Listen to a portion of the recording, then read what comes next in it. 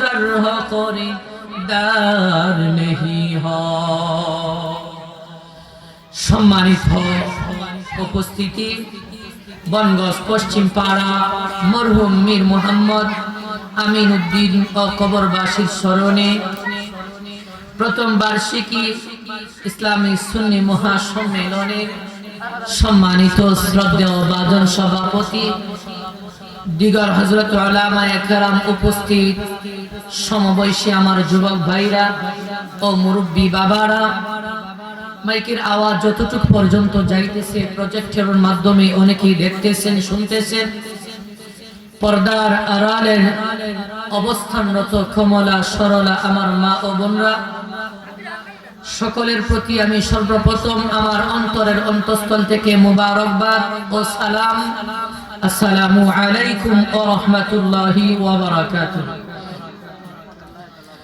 আজকে আপনাদের সামনে যিনি প্রধান অতিথি হিসাবে আগমন করবেন রেজবিয়া দরবার শরীফের পীর সাহেব হযরত মাওলানা আল্লামা কারি সিরাজুল আমিন রেজবি সুন্নি আল কাদরি সাহেব মাদ্দাজিল্লাহুল আলিয়া বারাকাল্লাহু ফি হায়াতি। আরো আসবেন প্রধান আকর্ষণ আন্তর্জাতিক খ্যাতি সম্পন্ন মুফাসসিরে কোরআন বিশিষ্ট আলেমে দ্বীন হযরত মাওলানা ডক্টর সৈয়দ হাসান আল আজহারি সাহেব বারাকাল্লাহু ফি হায়াতি। এবং প্রতিমধ্যে যিনি আছেন আমাদের মঞ্চে উপবিষ্ট হবেন অল্প কিছুক্ষণের ভিতরেই সুদূর চট্টগ্রাম থেকে আগত হযরত মাওলানা মুফতি জাইনাল আবিদিন আল কাদরি সাহেব চট্টগ্রাম। আমার আগে আসর থেকে এশা পর্যন্ত আমাদের অত্র এলাকার মুকুটবিহীন বাদশাগণ ইমাম সাহেবগণ মহামূল্যবান তাকরার পেশ করেছেন। কেন্দ্রীয় মসজিদের ইমাম সাহেব রফিকুল ইসলাম বারাকাল্লাহু ফি হায়াতি এবং এশারের পরে এশারের আগে যে আমার হযরত মাওলানা আব্দুর রশিদ সাহেব মহামূল্যবান তাকরার পেশ করেছেন। সকলের প্রতি আমার আন্তরিকতা ও অভিনন্দন। যাই হোক, সময় অল্প সময়ের ভিতরে যে আয়াতে কারিমা পেশ করেছি এই আয়াতের উপর কিছু কথা বলার চেষ্টা করব। আমি যা কিছু আলোচনা করি আল্লাহ যেন আমাকে আমলের নিয়তে আলোচনা করার তৌফিক দান করেন এবং আপনারা যারা আলোচনা শুনবেন আল্লাহ যেন আপনাদেরকেও আমলের নিয়তে আলোচনা শোনার তৌফিক দান করেন। সকলে বলেন আমিন। বর্তমান বাংলাদেশ পরিস্থিতি তেমন ভালো না। এখন আর দল ভল নির্বিশেষ সবকিছু বাদ দিয়ে মুসলমান ঐক্যের ডাক এসেছে। ইসলামের ছায়াতলে আসো। বর্তমানে ইসলাম নিয়ে ছিনিমিনি চলতেছে, ইসলামের উপর আঘাত আসতেছে। আমি এই বনগজের মাটি থেকে স্পষ্ট ভাষায় ব্যক্তহীন কণ্ঠে বলতে চাই, যারা আল্লাহর শানে রাসূলুল্লাহর আকাশ চুম্বী মর্যাদার শানে ইসলামের বিরোধী করবে, কোরআনের বিরোধিতা করবে, বাংলার মুসলমান কেন পৃথিবীর যেই রাষ্ট্রে যেই মুসলমানরা আছে তারা বরদাস্ত করতে পারবে না। এজন্য যারা ইসলামের শত্রুমি করবা তোমরা ইসলামের শত্রুমি করে বাঁচতে পারবা না। এই বাংলার জমিনে কোরআনের বিরোধিতা করা হয়, ইসলামের বিরোধিতা করা হয়। এই যুবক, এই মুসলমান, আর দলাদলির সময় নয়। এখন আর দল বল করলে চলবে না। সকল ঐক্য হও, ঐক্য হয়ে ইসলামের ছায়াতলে আসো। আমার নবীকে নিয়ে যারা কটাক্ষ করে, কোরআনের আয়াতকে নিয়ে যারা কটাক্ষ করে তাদের দাঁত ভাঙা জবাব দিতে হবে। এজন্য আর দলাদলি নয়, কে কোন পীরের মুরিদ, কে কি করেন তা দেখার বিষয় নয়। ইসলাম ডাকতেছে, ইসলাম ডাকে, ওই নবীর ইসলামকে ধরতে হবে। ঈমানের তেজ বাড়িয়ে দাও। ঈমানদার যদি তুমি দাবি করো তাহলে আসো ইসলামের ছায়া তোলে। ইসলাম তোমাকে ডাকে। ১৫০০ বছর আগে রাসূলুল্লাহ ওই ইসলামের জন্যই দান মুবারক শহীদ হয়েছে। রাসূলের গা থেকে পবিত্র রক্ত পড়েছে। ওই রাসূলের ইসলাম আমরাও ধরে রাখতে হবে। যদি আমাদের জীবনের বিনিময়ে ইসলামকে ধরে রাখতে হয়, ইনশাআল্লাহ জীবন দিতে রাজি, ইসলাম ছাড়তে রাজি না। আমরা সকলে ঐক্য হই, ভিতরে ঈমানটাকে জাগ্রত করি। এখন ফিতনা ফাসাদের জামানা, ঈমান নিয়ে থাকাটা খুবই কষ্ট। আমি সকলকে বলবো, এখনো যারা আশেপাশে ঘোরাফেরা করতেছেন, দোকানে বাটে বাড়িতে আছেন, অতি সত্বর প্যান্ডালের মধ্যে চলে আসো। এই প্যান্ডালের আজকের ওয়াজ হয়তো জীবনের কারো জন্য শেষ ওয়াজ হইতে পারে। আমরা এখন ওয়াজ মাহফিলের দিকে অগ্রগামী নয়, এজন্যই তো মুসলমান রাস্তাঘাটে লাঞ্ছিত অপদস্থ হইতেছে। তার একমাত্র কারণ ইসলাম থেকে আমরা সরে গিয়েছি। আমার নবীকে নিয়ে কটাক্ষ করে, কোরআনের আয়াতকে নিয়ে কটাক্ষ করে, ইসলামকে নিয়ে বিদ্বেষ করে, মুসলমানদের ঈমান বাড়তে চায় না। যারা রাস্তার মধ্যে নামতে চায় জিহাদের জন্য, তাদেরকে নিয়ে ঠাট্টা বিদ্রুপ করে। এ মুসলমান, তুমি যদি নবীকে মুহাব্বত করো, আল্লাহকে মুহাব্বত করো, ইসলামকে ভালোবাসো, তাহলে তোমার ভিতরে অবশ্যই ঈমানের একটা তেজ জাগবে। এজন্য আমরা আর পৃথকের সময় নয়, এখন ঐক্যতার সময়। এক হও মুসলমান। যদি নবী ইসলামের জন্য জিহাদের ডাক এসে, জিহাদের জন্য প্রস্তুতি নাও। আর যদি না নাও, মনে করো তোমার ভিতরে মুনাফিকি আছে, রাসূলের শানে বেয়াদবি করবে, তোমার দিল কাঁদবে না, তুমি ঈমানদার নয়, মুনাফিক। এজন্য আমরা এখনো যারা ঘোরাফেরা করতেছি, আমরা প্যান্ডালের মধ্যে চলে আসি। আজকের এই মাহফিল হয়তো কারোর জন্য নাজাতের ব্যবস্থা হইতে পারে, কারোর জন্য শেষ মাহফিল হইতে পারে। যেহেতু আমি ভূমিকা দিব না, আমি মেন আলোচনায় চলে যাব, কারণ হুজুরও প্রতিবন্ধী আছে, হঠাৎ করে চলে আসতে পারে। যদি আলোচনা ধরি, একটা শেষ না দিলে আবার এই আলোচনায় মজা পাইবেন। পৃথিবীর জমিন আল্লাহ সুবহানাহু ওয়া তাআলা আপনি আমাকে পাঠিয়েছেন। আমরা আসার পরে আমরা ঈমানদার দাবি করি, আমরা মুসলমান দাবি করি, আমরা মুমিন দাবি করি। আমরা যে মুখে মুখে দাবি করি তা পরীক্ষা করার জন্য আল্লাহ পদে পদে আল্লাহ পরীক্ষা করেন। কি পরীক্ষা? যেমন তোমাকে আওলাদ দিয়ে পরীক্ষা করবে, টাকা পয়সা দিয়ে পরীক্ষা করবে, দান দৌলত দিয়ে পরীক্ষা করবেন, বিপদে আপদে ফালায় পরীক্ষা করবেন, আল্লাহ ভয় দেখিয়ে পরীক্ষা করবে। এই পরীক্ষাগুলোর মধ্যে যদি তুমি উত্তীর্ণ হইতে পারো, তাহলে তুমি ঈমানদার, তাহলেই তুমি মুমিন, তুমি যে সত্য মুসলমান তা প্রমাণ হবে। আল্লাহ সুবহানাহু ওয়া তাআলা নিজে কোরআনের মধ্যে সূরা আনকাবুত বললেন, হাসিবান নাস আইয়ুতরাকু আইয়াকুলু আমান্না ওয়া হুম লা ইফতানুন। এই ঈমানদারগণ, তোমরা কি মনে করো যে ঈমান আনার পরেই তোমাদের কাজ শেষ? না না, ঈমান আনার পরে আরো অনেকগুলা কাজ রয়ে গেছে, যা তোমাদের ইচ্ছা স্বাধীন আমি দিয়েছি। তোমাদের ইচ্ছা স্বাধীন, তোমরা এই কাজগুলো করতে হবে, এটা আমার পক্ষ থেকে তোমাদের কাছে আমি দিয়েছি। তবে পরীক্ষা কেন করব? আরেক আয়াতে আল্লাহ বলেন, ফালা ইয়ালামান্নাল্লাহু আল্লাযীনা সাদাকু ওয়া লা ইয়ালামান্নাল কাযিবিন। কে মিথ্যা বলো, কে সত্য বলো, তা যাচাই বাছাই করার জন্য আমি আল্লাহ পরীক্ষা করি। আল্লাহ যুগে যুগে সকল নবীকে পরীক্ষা করেছেন। তার মধ্যে একজন নবীকে অনেক কঠিন একটা পরীক্ষা করেছেন, আইয়ুব নবী। সকলের অনেকে নাম শুনেছেন আইয়ুব নবী। আজকের আলোচনাটা করার মাধ্যম কারণ হইল, আজকের যে বিষয়টা পোস্টারের বিজ্ঞাপনেও দেখলাম যে মৃত্যুবার্ষিকী উপলক্ষে যে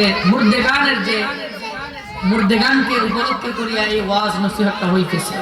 আজকে আপনি আমাদের অনেক জায়গায় ওয়াজ নসিহত হয়, অনেক আসে, অনেক বিষয়ের উপর উপস্থাপন করে, কিন্তু মেইন কথাগুলা যে মানুষকে একটা ভয় দেখানো, কবরের ভয়, আযাবের ভয়, মৃত্যুর ভয়, এগুলা মানুষকে এখন দেখানো দরকার।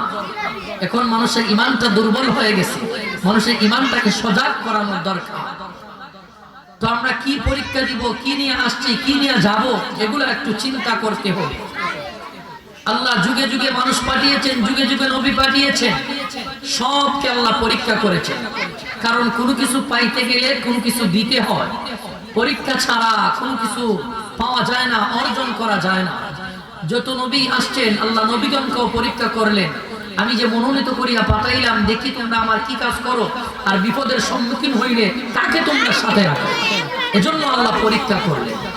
আল্লাহ নিজে কোরআনের মধ্যে বলেন, وَلَنَبْلُوَنَّكُمْ بِشَيْءٍ مِّنَ الْخَوْفِ وَالْجُوعِ وَنَقْصٍ مِّنَ الْأَمْوَالِ وَالْأَنفُسِ وَالثَّمَرَاتِ وبشر الصابرين الذين إذا أصابتهم مصيبة قالوا إنا لله وإنا إليه راجعون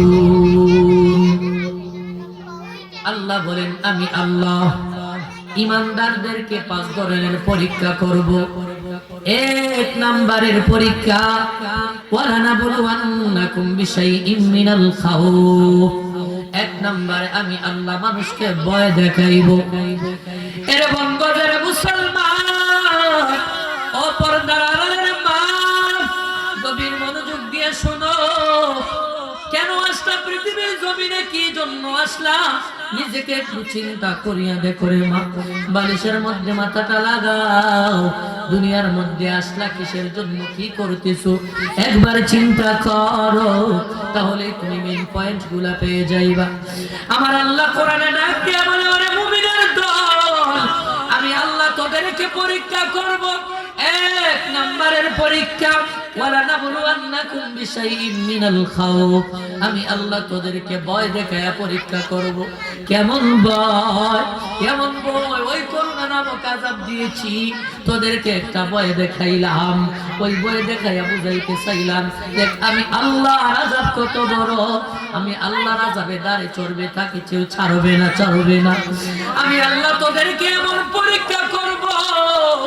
ইসলামের উপর কিছু নাস্তিকরা কথা বলবে, তার বিপক্ষে গিয়া কথা বলতে যাইয়া তুই মাইর খাইবি। জিহাদের জন্য ডাক আসলে যদি জিহাদে না যাও, মনে করিও তোমার ঈমানটা দুর্বল। আর যদি বলো আমার নবীর শানে বেয়াদবি করার পরে আমার অন্তরে কাঁদে, আমার অন্তর কাঁদে রে, আমার নবীর শানে কেন বেয়াদবি করে, তাহলে বুঝবা তোমার ভিতরে ঈমান আছে। ওই ঈমানের পরীক্ষা দিতে যাইয়া যদি জিহাদের ডাক আসে, জিহাদে যাইতে হবে। এমন ধরনের পরীক্ষাও আমি তোমাদেরকে করব।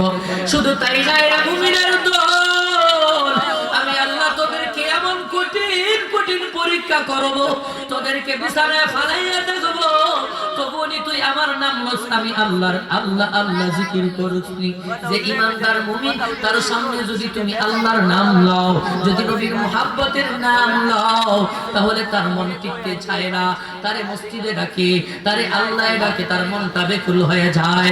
কারণ কি ওয়াইদা তুলিয়াত আলাইহিম আয়াতুহু যাদাতুহুম ঈমানা ওয়া আলা রাব্বিহিম ইয়াতাওয়াক্কালুন। তার সামনে যখন কোরআনুল কারীমের তিলাওয়াত করা হয়, ওই ঈমানদার বলে আমার আল্লাহ আমাকে ডাকে, আমি জলদি করিয়া মসজিদে যাইতে হবে। আমি বিছানায় আসি, ওই স্ত্রী বিছানা থেকে তুলিয়া দাও, ওযুর পানি সামনে আনো, ওযু করিয়া আমি নামাজে দাঁড়ায় যাইব। আমার আল্লাহ আমাকে ডাকে। এটা কিসের পাওয়ার? নিজের নয়, ঈমানের একটা পাওয়ার।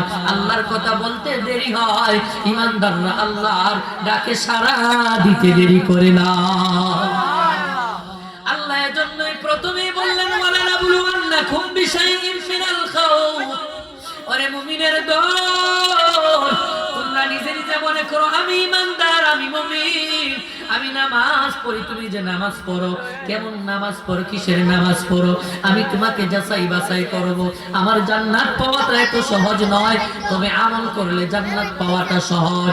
ও মুমিনের দল তুমি আমল করো, আমল করলেই তো জান্নাত। কেমন আমল করবা? এমন আমল করো লোক দেখানোর জন্য নয়। ও হাজী সাহেব হজে যাও লোক দেখানোর জন্য নয়। তুমি দান খয়রাত করো লোক দেখানোর জন্য নয়। ওয়াজ নসিহত করাও লোক দেখানোর জন্য নয়। একমাত্র আল্লাহকে রাজি খুশি করার উদ্দেশ্যে যদি এমন আমল করো, এমন আমলই আল্লাহর দরবারে গ্রহণযোগ্য হবে। আল্লাহ ডাক দিয়া বলে আরে মুমিনের দল আমি আল্লাহ তোদেরকে পরীক্ষা করব। 1 নম্বরের পরীক্ষা আমি আল্লাহ তোদেরকে ভয় দেখাইব। কেমন ভয় দেখবো? ভয় দেখানোর পরেনি তুই আমার উপর আস্থা বাজন তাকস। কেমন ভয়? তোরে সন্তান জন্ম দিব, 5 বছর 6 বছর হয়ে যাবে, তোর আগে আমি আল্লাহ সন্তানটাকে উঠায় নিব। উঠানোর পরে দেখবো তুই আমার উপর কেমন মুহাব্বত। যদি তোর সন্তানের প্রতি মুহাব্বত থাকে তাহলে তুই বলবে আল্লাহ নিয়ে গেছে। আল্লাহ দিয়েছিল কেন নিল এমন প্রশ্ন করবে। আর যদি ঈমানওয়ালা হও, মুমিনওয়ালা হও, তুমি বলবা আল্লাহ দিয়েছে, আল্লাহ নিছে, এতে তো আমার কোনো কিছু করার নাই। আল্লাহ বলে ফেরেশতাদেরকে, বলে ফেরেশতার দল, আমি যে বাবার আগে সন্তানটাকে আনলাম, তার বাবা মুখ দিয়া কি বলে?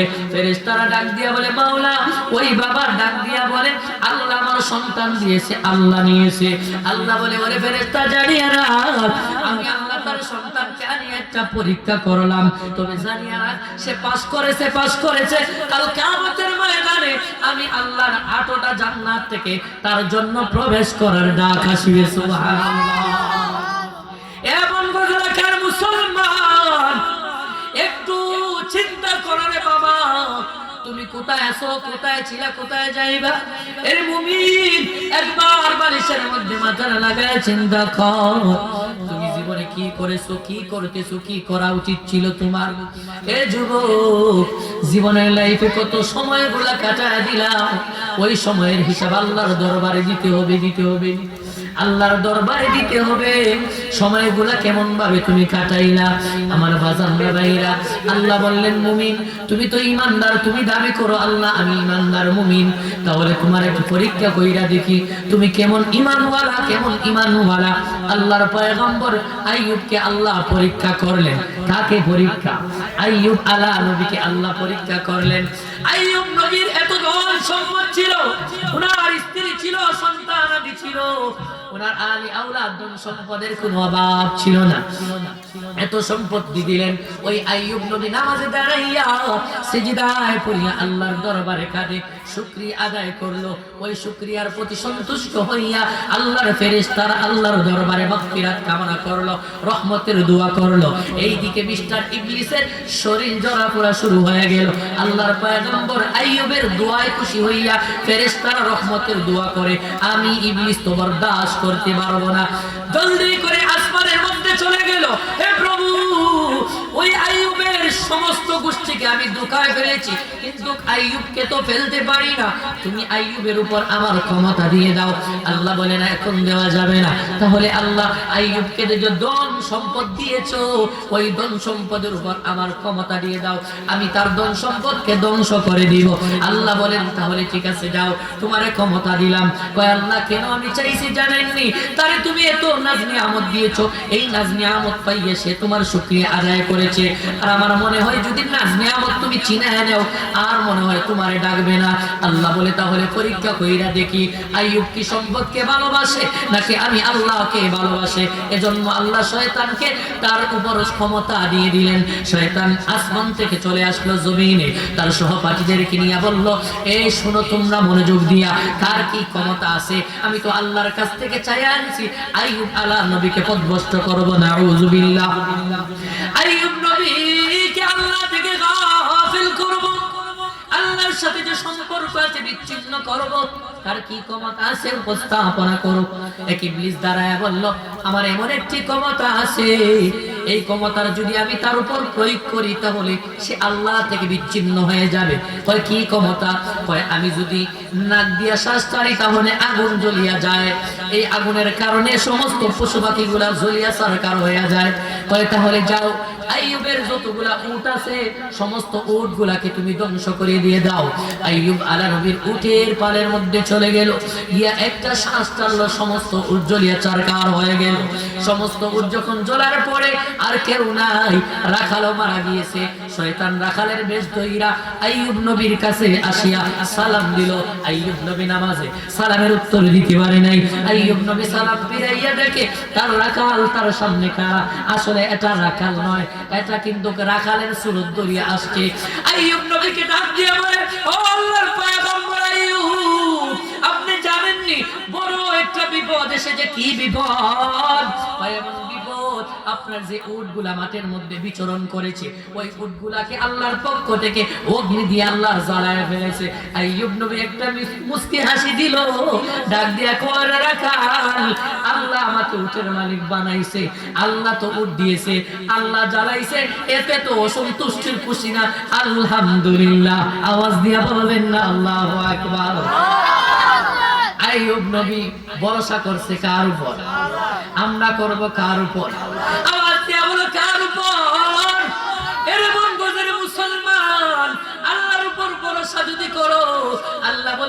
বান্দা ফাহুয়া হাসবু, আমি আল্লাহই তোর জন্য যথেষ্ট। সুবহানাল্লাহ।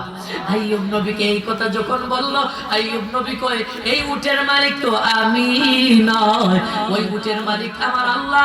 আল্লাহ আমাকে উটের মালিক বানাইছে, আল্লাহ উট দিয়েছে, আল্লাহ নিছে, এতে আমার কোনো বিষয়, এতে আমার কোনো আপত্তির বিষয় নয়। আলহামদুলিল্লাহ। শয়তান ব্যর্থ হইছে নি, শয়তান ব্যর্থ হইয়া মাঠে আবার চলে গেল শয়তানের জলের কাছে। কি খবর বেজার মুখ, কারণ কি?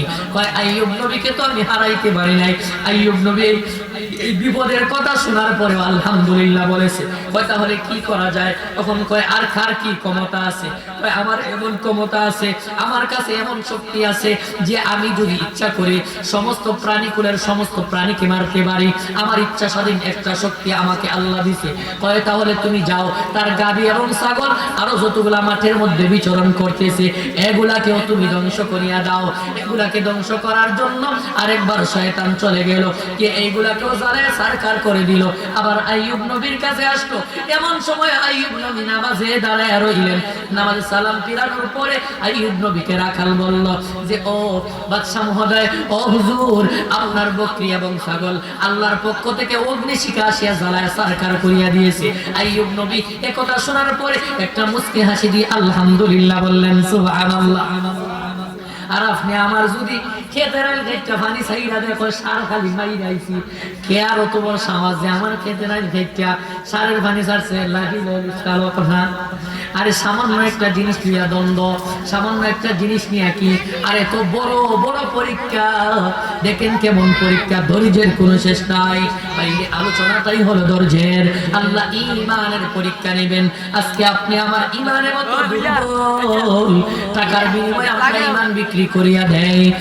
এ যুবক, এমন করলে কার বাবা? গভীর মনোযোগ দিয়া শুনেন। আইয়ুব নবীর কাছে আবার শয়তান ফেল। আবার কয় এবার কিভাবে পরীক্ষা নেওয়া যায়? আল্লাহ এই যে পরীক্ষাগুলো নিতেছে আল্লাহ দেখতেছেনি, আল্লাহ তো দেখতেছে, আল্লাহর পক্ষ থেকেই তো পরীক্ষা।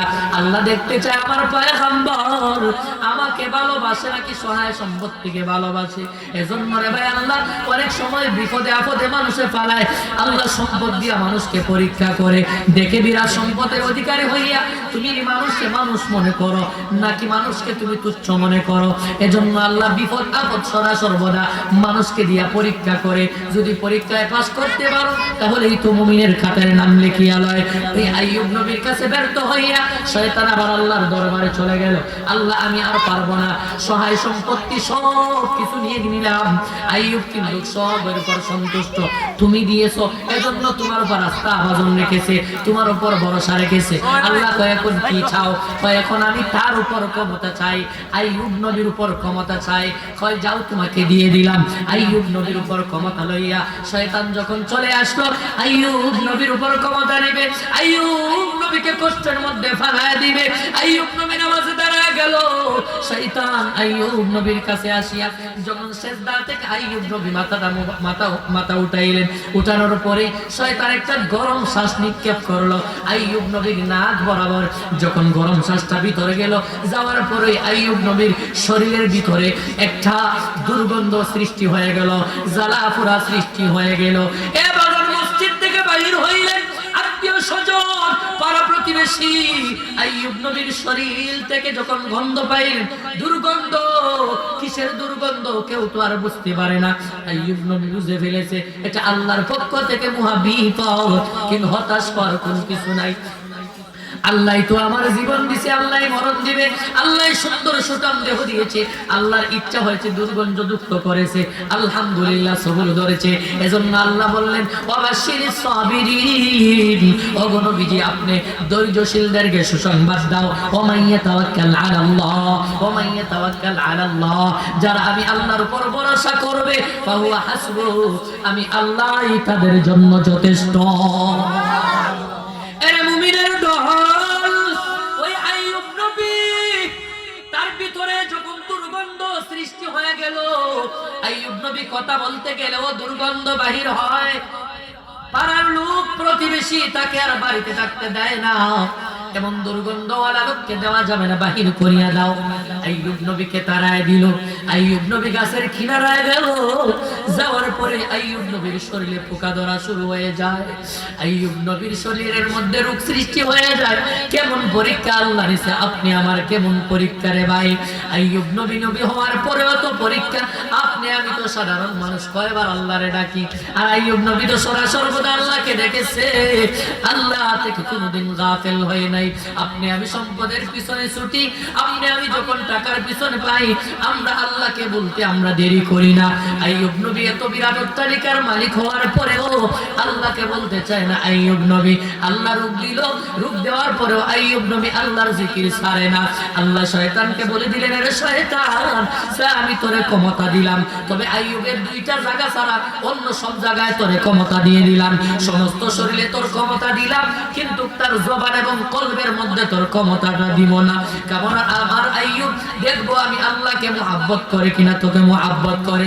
যদি আমি আল্লাহকে মুহাব্বত করে, তার জবান থেকে আমি আল্লাহর জিকির আজবার করার জন্য আমি তার জবানটাকে হেফাজত করে রাখবো। ওই আইয়ুব নবী গাছের নিচে চলে গেল। আইয়ুব নবীর শরীরের মধ্যে রোগ সৃষ্টি হয়ে গেল। আইয়ুব নবীর হাতের মধ্যে সর্বপ্রথম পোকা ধরা শুরু হয়ে গেল। বাইরে কিরা ফুকে আইয়ুব নবীর হাতগুলা খাইতে খাইতে, গোশত খাইতে খাইতে, সামান্য হাড্ডি রয়েছে, গোশতগুলা খাওয়া শুরু করেছে। এইভাবে দুর্গন্ধযুক্ত হয়ে গেছে শরীর। আইয়ুব নবীর শরীর থেকে সমস্ত গোশতগুলা আস্তে আস্তে খাইতে শুরু করেছে। সমস্ত গোশত যখন খাইতে শুরু করেছে, এইদিকে কেউ আইয়ুব নবীর কাছে আসে না, দাঁড়ে আসে না। একটা মানুষের সমস্ত শরীরে পোকামাকড় কেমনে তার দ্বারা যাইবে, তাকে সবাই ঘৃণা করে, সকলে ঘৃণা করে তাড়ায় দিল। কিন্তু ওনার প্রাণের স্ত্রী ওনাকে তাড়াই নাই, কয় আমার তো স্বামী। ও পর্দার আড়ালের মা, তোমার স্বামীও যদিও দুষ করে গো, তোমার স্বামীর কথা মানা তোমার জন্য ওয়াজিব। আল্লাহর রাসূলের কাছে একজন মহিলা আসলো, আসিয়া বলে, ও নবীজি, আমি বিবাহ বসতে চাই না। রাসূল বলেন, কেন বিবাহ বসবা না? ওই স্বামীর হক কি আমি তা জানি না। আল্লাহর রাসূল শিখায় দিলেন, ওরে মহিলা, স্বামীর হক কি তুমি জানতে চাও? হ্যাঁ রাসূল, জানতে চাই। আল্লাহর রাসূল শিখায় দিলেন, তোমার স্বামীর সমস্ত শরীর যদি পচিয়া গলিয়াও চলে যায়, যদি তুমি জিহ্বা দিয়া কিয়ামত পর্যন্ত ছাটো, তবুও তোমার স্বামীর খেদমত আদায় হবে না। এত জটিল পর্দার আড়ালের মা আইয়ুব নবীকে সকল তাড়ায় দিল। আইয়ুব নবী একা হয়ে গেল। এবার শুধু বিবি রহিমা রয়ে গেল। আবার কোন রাওয়ায়াতে আসছে আফরিনা নাম, আবার কোন রাওয়ায়াতে আসছে রহিমা। ওই রহিমা কেমন ভাবে আইয়ুব নবীকে খাবার দিল। সমস্ত শরীর যখন পোকায় খেয়ে ফেললো, সমস্ত হাত যখন পোকায় খেয়ে ফেললো, শুধুমাত্র মুখটা বাকি আছে, জিহ্বাটা বাকি আছে, ঠোঁটগুলা বাকি আছে, আর অন্তরের কলটা বাকি, আর কোনো কিছু বাকি নাই। বাইরে সমস্ত শরীর কঙ্কার হয়ে গেছে। ওই আইয়ুব আলা নবীর পাশে দাঁড়াইলো। ওনার স্ত্রী উনাকে খাবার দেয় হাত দিয়া। যখন টুটো আস্তে আস্তে পোকায় ধরা শুরু করলো, তখন উনার নিজের জিহ্বা দিয়া খাবার দেয় আইয়ুব নবীকে। এ বাজার রে, গভীর মনোযোগ দিয়া শোনো রে। ওই আইয়ুব নবী তবু আল্লাহর নাম থেকে গাফেল হয় নাই। তবু কয় আল্লাহ আল্লাহ আল্লাহ আল্লাহ বলিয়া ডাকে। জিবরাইল আসিয়া কয়, আইয়ুব নবী, আপনি তো একজন আল্লাহর নবী, আপনাকে এত কষ্ট দেয় আল্লাহ দিতেছেন, আপনি আল্লাহর কাছে কি ফরিয়াদ করতে পারেন না? আইয়ুব নবী বলে, আমার মাওলা যদি আমাকে ফুকা দিয়া খাওয়াইয়া আল্লাহর কুদরতি অন্তর ঠান্ডা হয়, আমি আইয়ুব ফুকার খাবার খাইয়া ঠান্ডা পাই। এরে মুমিনের দল, ওই আইয়ুব নবীর সমস্ত শরীর পোকায় খেয়ে ফেললো। আইয়ুব নবীর শুধুমাত্র মুখটা, জবানটা বাকি রইল, আর কলটা বাকি রইল। কলবে জবানে শুধু আল্লাহ আল্লাহ জপে, আর কোনো কিছুই জপে না।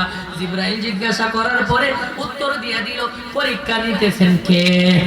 পরীক্ষা নিতেছেন কে? আর আওয়াজ দিয়ে বলো, কে? আমার আল্লাহ পরীক্ষা নিতেছেন। এর মুমিন, আপনি আমারও পরীক্ষা নিবেন। পরীক্ষার মধ্যে আমরা স্থিতিশীল হইতে হবে, পরীক্ষার মধ্যে ব্যর্থ হইলে চলবে না, তাহলে কেমন ইমানদার হইলাম আমরা বুঝতে পারবো না। ওই আইয়ুব নবীকে কেমন কঠিন পরীক্ষা নি, কিন্তু আল্লাহ আল্লাহ দেখে ফরিয়াদ হয় না। ওই আইয়ুব নবী টুট খাইতে খাইতে যখন টুটের মধ্যবর্তী দুইটা পোকামাকড় আসিয়া বসলো, দুইটা কিরা পোকা আসিয়া বসলো, আসার পরে এই মুহূর্তে আবার জিবরাইল আসি হাজির হয়ে গেল। জিবরাইল আসিয়া সালাম দিল, আসসালামু আলাইকুম ইয়া আইয়ুব আলাইহিস সালাতু ওয়াস সালাম। আইয়ুব নবী কোন সালামের উত্তর দেয় না। আচ্ছা, আপনাদের কাছে আমার প্রশ্ন, বলেন তো সালাম দেওয়া কি? সালাম দেওয়া সুন্নাত, সালামের উত্তর দেওয়া কি ওয়াজিব। আল্লাহর পয়গম্বর আইয়ুবের উপর ওয়াজিব হয়ে গেছে, আর জিবরাইল সালাম দিয়া সুন্নতে কাম শেষ করছে। ওই আইয়ুব নবী উত্তর দেয় না। জিবরাইল একবার নয়, দুইবার নয়, তিনবার সালাম দিল, আইয়ুব নবী উত্তর দেয় না। আইয়ুব নবী যখন উত্তর দেয় না, জিবরাইল চুপ রয়ে গেল। আবার হঠাৎ একটু কিছুক্ষণ পরেই আইয়ুব নবী বললেন, ওয়া আলাইকুমুস সালাম ইয়া জিবরাইল। যখন উত্তর দিলেন, জিবরাইল বললেন, নবী গো, আপনি তো একজন পয়গম্বর, একজন শুধু পয়গম্বর না, নবী ও রাসূল, আপনাকে আল্লাহ উভয়টা দান করছে। সালাম দিলাম, সালামের সাথে সাথে উত্তর দেওয়া ওয়াজিব, আপনি উত্তর দিলেন না, কারণটা কি? আল্লাহর পয়গম্বর আইয়ুব দুইটা চোখের পানি ছেড়ে দিয়ে কান্দিয়া বলে, ওরে জিবরাইল, তুমি আমার টুটের দিকে একবার অবলোকন করো, তাকায় দেখো দুইটা ভূত আমার টুটের গোশতগুলা খাইতেছে। এ জিবরাইল, তুমি যেই মুহূর্তে আমি আইয়ুবকে সালাম দিয়েছো, এই মুহূর্তে দুইটা ভূত আমার টুটের গোশতগুলা খাইতেছিল। এমত অবস্থায় যদি আমি আইয়ুব তোমার সালামের উত্তর দিতাম, তাহলে এই দুইটা ভূত আমার টুটের গোশতগুলা খাইতে পারতো না। আল্লাহু আকবার। ও জিবরাইল, যদি ওই টুটগুলা থেকে পোকাগুলা পড়ে যাইতো, কাল কিয়ামতের ময়দানে আল্লাহর কাঠ ধরে দাঁড়াইয়া বলতো, প্রভু গো, আমরা কি অপরাধ করেছিলাম, সমস্ত শরীর অন্যান্য পোকামাকড়ে খাইলো, তোমার আইয়ুব নিষেধ দেয় নাই, আমরা যেই মুহূর্তে উঠেছি তোমার আইয়ুবের টুটের গোশতগুলা খাইবো, তোমার আইয়ুব টুট থেকে আমাদেরকে ফেলে দিয়েছে, টুটের গোশতগুলা খাইতে দেয় নাই। পরে জিবরাইল, তখন আমি আইয়ুব তো আল্লাহর কাঠ গড়ায় আসামি হিসাবে দাঁড়ায় যাইব। আল্লাহ, জিবরাইল, আমি আইয়ুব তোমার সালামের উত্তর দেই না। ওরে জিবরাইল, যাতে টুটগুলার থেকে আমার গোশতগুলা নিয়ে খাইতে পারে। এবার জিবরাইল বললেন, আপনি পয়গম্বর হইয়া এত কষ্ট করেন গো, একটু আল্লাহর কাছে আরাধনা করেন না? কয় না, না করব না। আল্লাহর যেদিন ইচ্ছা হয় আমাকে সুস্থ করবে, যদি ইচ্ছা না হয় আমাকে এইভাবে আল্লাহ নিয়ে যাইবে, তবু আল্লাহর কাছে আমার কোনো আপত্তি নাই। আপনি আমার যখন কোনো কিছু হয়, এ বাজার রে রোদ দিলেও কয়, দেখছো তুমি আল্লাহ কি হন ভাবছেন, এ তো রোদ দিয়ে আমরা খাস কর্ম করার সুযোগই নাই। বৃষ্টি দিলে কয়, বৃষ্টি কেন হঠাৎ করে আসলো? দেখেন তো আল্লাহর উপর বিরোধিতা করে। বাইরে বৃষ্টিও আল্লাহর দান, রৌদ্র আল্লাহর দান। যেই দিন আল্লাহ রৌদ্র দিব, ওইটা আল্লাহর ইচ্ছায়, হয়তো এটার মধ্যে কল্যাণ আছে। যেদিন আল্লাহ বৃষ্টি দিব, আল্লাহর ইচ্ছায়, হয়তো এটার মধ্যে কল্যাণ আছে। আল্লাহর বিপক্ষে কথা বলা যাবে না। আইয়ুব নবী এত কষ্ট করার পরেও আল্লাহর বিপক্ষে কোনো কথা বলে নাই। এরে মুমিনের দল, এই ঘটনাটা একটা কথা চিন্তা করে নাও, আল্লাহ কেমন পরীক্ষা নিল আইয়ুবকে। ওই আইয়ুব শেষ পর্যন্ত যখন স্ত্রীও তাকে পালায়া গেল, স্ত্রী কেমন ভাবে পালায়া গেল, শয়তান তো আর ব্যর্থ হয় না। কয়, আমি আইয়ুবকে পথভ্রষ্ট করব, আল্লাহ থেকে বিচ্ছিন্ন করব। কয়, কিভাবে করা যায়? সকল শয়তান একত্রিত হইয়া পরামর্শ করলো, বড় লিডারকে বলল, আপনি আদমকে জান্নাত থেকে বাহির করছেন কিভাবে? কইটা তো ভালো একটা বুদ্ধি দিছ, আমি তো এই কথাটা আমার নলেজ আসে নাই। আদমকে তো বাহির করছি মহিলার মাধ্যমেই, কারণ আদমের কাছে যখন গেলাম গন্ধম ফল খাওয়ানোর জন্য, পুরুষের মনটা খুবই শক্ত, আদম কিন্তু তার মনটা গলাইতে পারি নাই। আদম কয়, তুই শয়তান, আল্লাহ আমারে না করছে গন্ধম না খাওয়ার জন্য, আমি খাইতে পারবো না। আমার আদম ফিরে দিয়েছিল, খাওয়ার কাছে যখন গেলাম মহিলার মনটা খুবই নরম, বলতে দেরি হয়েছে, রাজি হইতে দেরি হয় নাই। ওই আহাওয়ার ভঙ্গ ভরিয়া আদম আলা নবী গন্ধম খাইয়া জান্নাত থেকে বাহির হয়েছিলেন।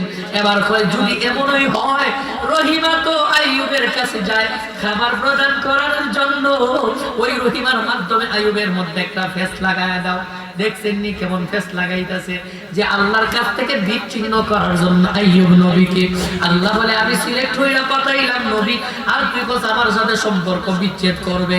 দেখি শয়তান তুই কতটুকু আগাইতে পারো, আর আমি আল্লাহ কতটুকু রহমত দিতে পারি। আইয়ুব নবীর কাছে রহিমার কাছে আসলো, আসার পরে বলল, ও রহিমা, তোমার স্বামীকে যদি তুমি বাঁচাতে চাও, এমন কঠিন রূপ থেকে যদি তাকে উদ্ধার করতে চাও, একটা কথা বলো মানবারে। হয় বলো কি কথা? বাইরে দেখবেন যদি সন্তানের অসুখ হয়, মায়ের কাছে যে যাই কিছু বলে, যদি কবিরা যাইয়া বলে, বেদায়া বলে তোমার সন্তান অসুস্থ, খাইতে পারে না, ঘুমাইতে পারে না, অশান্তি, আমি একটা তাবিজ দিব, শান্ত হয়ে যাবে, তবে কিছু লাগবে। দেখবেন মহিলার মনটা খুবই নরম, আমার সন্তান ভালো, টেকা যাক, অসুবিধা নাই, যত টেকা লাগে তার বিনিময় হইল আমার সন্তানের দিলের মধ্যে শান্তি চাই, আমার স্বামীর সংসারের মধ্যে শান্তি চাই। এমন আসিনি না নাই? রহিমাকে যখন একথা বলল, আমার স্বামী আর কতদিন ভোগ করবো, 80 বছর হয়ে গেল, 80 বছরের বয়সে আল্লাহ এত বড় আযাব দিল ওই আইয়ুব নবীকে। এবার যখন কয় এই কথাটা বলার পরে এবার রহিমা রাজি হয়ে গেল। কয় কি করতে হবে? কয় আল্লাহ ছাড়া আমার নামে মান্নত করো, তাহলেই সুস্থ হয়ে যাবে। নাউযুবিল্লাহ। আচ্ছা বলেন, আল্লাহ ছাড়া কারো নামে মান্নত আসেনি? পীর সাহেবের নামে, মাজারের নামে, আরে কোনো মানুষের নামে কোনো মান্নত নাই, হারাম। একমাত্র আল্লাহর রাস্তায় মান্নত করতে পারো যে আমি আল্লাহর রাস্তায় আমার সন্তান সুস্থ হবে, আমি আল্লাহর রাস্তায় একটা বকরি, ছাগল কিংবা গরু মানলাম, তবে সন্তান হইল আমার সুস্থের কারণ, আর মান্নতের কারণ হইল আল্লাহ। আল্লাহর নামে মানবো, কিন্তু আমার উসিলা দেয় যে আমার সন্তানটা সুস্থ হওয়ার জন্য আল্লাহর রাস্তায় কুরবানি করুন। একমাত্র আল্লাহর নামে মান্নত করতে হবে। বিবি রহিমার কাছে যখন আসলো কথা বললো, কয় তাহলে কি সুস্থ হয়ে যাবে? হ্যাঁ, সুস্থ হয়ে যাবে, পরিপূর্ণ সুস্থ হয়ে যাবে। কয় তাহলে তো কি করা যায়? আমার স্বামী এতদিন পর্যন্ত 7 বছর, কেউ হয়েছে 18 বছর পর্যন্ত অসুস্থ, এখন আমার স্বামীকে সুস্থ করার একটা যেহেতু মাধ্যম পেয়েছি, কিভাবে পাওয়া যায় এই কাজটা করতে হবে। কয় ঠিক আছে, কথা হলে আগে তোমার স্বামীর কাছে যাও, যদি স্বামী না মানে তাহলে তো আর হবে না। স্বামীর কাছে আইয়ুব নবীর কাছে যখন গেলেন, যাওয়ার পরে গিয়া বললেন, স্বামী গো, একজন লোক আমাকে বলেছে যদি তার নামে আমি মান্নত করি অন্য কারো নামে আল্লাহ ছাড়া, তাহলে তোমার রোগ নাকি সুস্থ হয়ে যাবে, তুমি নাকি পরিপূর্ণ সুস্থ হয়ে যাইবা। তো এই কথাটা আমি আসছি আপনার কাছে বলার জন্য, আমি কি কাজটা করতে পারিনি? বাবা ভাইরা, যদি নেককার পরহেজগার আল্লাহ ওয়ালি স্ত্রী হয়, তাহলে স্বামীর অনুমতি ছাড়া কোনো কাজ করে না, স্বামীকে জিজ্ঞাসা করার পর কাজকর্ম করে, তাহলে এমন সংসার যদি হয়, এই সংসারের মধ্যে শান্তিও থাকে। অনেক মহিলা আছে, অনেক মা বোনরা আছে, স্বামীকে কোনো কিছু জিগায় না, এই বাজারে যাই গি, এইটা করিলায়, স্বামীর দেওয়া সম্পদ এগুলা আনামতের খেয়ানত করে। ও মা, অবন, এটা তোমার স্বামীর আমানত, গচ্ছিত মাল, তুমি তাকে না জিজ্ঞাসা করিয়া তুমি তার মাল খরচ করা তোমার জন্য হারাম। তুমি তাকে জিজ্ঞাসা করতে হবে যে আমি কি এটা এই কাজে লাগাইতে পারিনি, আমি কি এটা এই কাজে দিতে পারিনি। যখন বলবে তখন তুমি তা দান করিও, তখন তুমি তা দিও, নতুবা দিও না। কারণ স্বামীর মাল বিনা অনুমতিতে তুমি কারো কাছে দিতে পারবা না। যখন আইয়ুব নবীর কাছে গিয়া বলল, বলার পরে আইয়ুব নবী তো বুঝা ফেলাইছে এটা শয়তান ছাড়া অন্য কারো কাজ নয়, শয়তানের কাজ। কয় তুমি আমার থেকে দূর হয়ে যাও। কেন? আল্লাহ ছাড়া অন্য কারো নামে মান্নত করা যাবে না। আমি পয়গম্বর হইয়া এমন দুষ্কৃতি কাজ করতে পারি না। হে রহিমা, যাও, তোমারও প্রয়োজন নাই আমার, তুমিও আমার কাছ থেকে চলে যাও। বাবার ভাইরা, এবার তো আইয়ুব নবী অসহায়। আইয়ুব নবীর পাশে সন্তান নাই, কোনো কিছু নাই, আত্মীয় স্বজন কেউ নাই। আছেন কে? কে আছে? আল্লাহ। যদি মানুষের আপনি আমার সাথে দুনিয়ার কেউ নাও থাকে, একজন আছেন, তিনি কে? আল্লাহ। আল্লাহ বলে, বান্দা, যদি দুনিয়ার সমস্ত মানুষ তোকে ভুলিয়া যায়, আমি কিন্তু তোকে ভুলবো না। দুনিয়ার সমস্ত মানুষ তোর থেকে বিরত হয়ে যায়, আমি কিন্তু বিরত হব না। বান্দা, বিপদে পড়ে যাও, সমস্ত মানুষ তোমারে তাড়ায় দেয়, আমি আল্লাহ কিন্তু তোমাকে তাড়াবো না। আইয়ুব নবী কয়, আমার একজন আছেন আল্লাহ, রহিমা তুমি চলে যাও, তোমার দরকার নাই। একদিন, 2 দিন, অনেক দিন যখন হয়ে গেল, আইয়ুব নবীকে কেউ খাবার দেয় না। আর আইয়ুব নবী তো খাইতে পারে না, হাতের মধ্যে গোশত নাই, শরীরের মধ্যে কোনো গোশত নাই, শুধু টুট আর অন্তরটা আছে, আর কোনো কিছু নাই। ওই আইয়ুব নবী একা একা গাছতলায়, কোনো খাবারের ব্যবস্থা নাই। জিবরাইল আসিয়া কয়, ও আইয়ুব নবী, এখন তো আপনার স্ত্রীও নাই, সন্তানাদি কোনো কিছু নাই, এখন আপনি আল্লাহর কাছে একটু দোয়া করেন। আওয়াজ দিয়া বলেন আল্লাহু আকবার।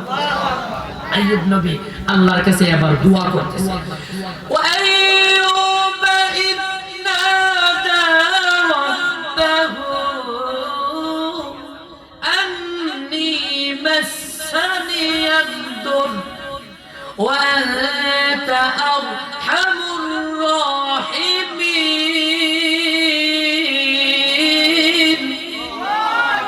আল্লাহর কাছে দোয়া করতেছি, আল্লাহ এখন আমার কাছে স্ত্রীও নাই, সন্তানও নাই, আমার কোনো কিছু নাই, আল্লাহ এখন আছো তুমি। এতদিন পর্যন্ত গো মালিক তোমাকে আমি বলি নাই যে আল্লাহ এত বড় রূপ দিয়েছো, ভালো করে দাও। ও গো প্রভু, এতদিন পর্যন্ত কোনো অভিযোগ করি নাই, আজকে তোমার কাছে একটা অভিযোগ। আল্লাহ তুমি তো আমার নবী বানাইছো, পরীক্ষা করছো, আর কত পরীক্ষা করবা? কেউ খাবার দেয় না। আমার আইয়ুব, আমি আইয়ুবের শরীরের মধ্যে কোনো গোশত নাই, কঙ্কার বানায় দিয়েছো। তোমার ইচ্ছায় আল্লাহ তুমি কঙ্কার আমারে বানায় দিয়েছো। হাতটা নড়াইতে পারি না, পাটাও নড়াইতে পারি না।